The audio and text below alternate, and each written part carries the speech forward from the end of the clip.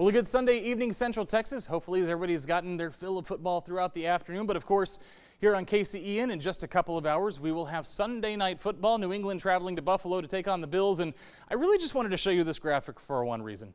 We've been in the 80s and 90s here, and take a look at what it's going to be like up in Buffalo this evening with temperatures in the 70s by kickoff, falling into those middle 60s by the time they get to the towards the end of the game. So again, a very comfortable evening up in Orchard Park, but that's not what we're going to be looking for. As we head through tonight into tomorrow morning, you wake up tomorrow morning, we're going to be in the lower to middle 60s again.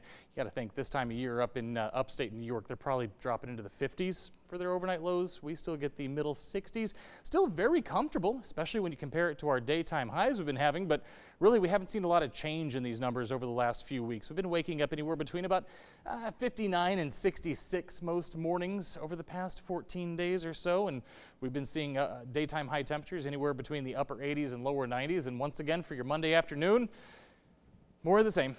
I wish I had something different to tell you, but this is exactly what we're going to be seeing. Same thing we've been seeing the last several days, anywhere between about 88 and 93 for tomorrow afternoon as we go through the first day of the work week. Now, the only difference that I have for you for your Monday that's going to look a little bit different than the last few days is we are adding a 10% chance here for some shower activity. And again, it's going to be a lot like your Friday was, if we're being honest, where most of us miss out.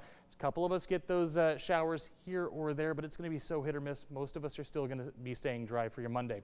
For your Tuesday, again, we're going to go with about a 20% chance there, so a little bit better. Not a whole lot better, but again, it's a little bit better. If we're going to see more widespread rain, then yeah, it would be Tuesday when we see it. But again, still going to be pretty hit or miss. And for your Wednesday, take a look there, another 10% chance. So we're going to keep it going. Couple of little disturbances that we're watching that could bring us some rain shower activity. It's not going to be a lot, and I'm going to tell you why. So as we go through the next few days, we're going to have this high pressure ridge start to backtrack its way into Texas. And anytime we talk about high pressure, we're talking about calm conditions. Now, in this case, we are going to have a chance for some showers, but this high pressure ridge is really going to limit A, the intensity, and B, the coverage of any storms that develop. That's why you saw those kind of 10, 20% chances. This is basically what we're looking at. Again, we're going to see some activity try to slide in from the east here.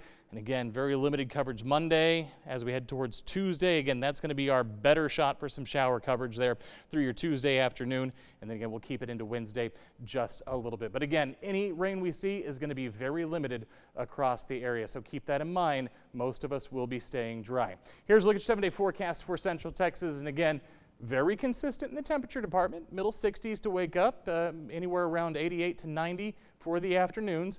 A little bit more cloud cover could get us back into those middle 80s by the end of the week.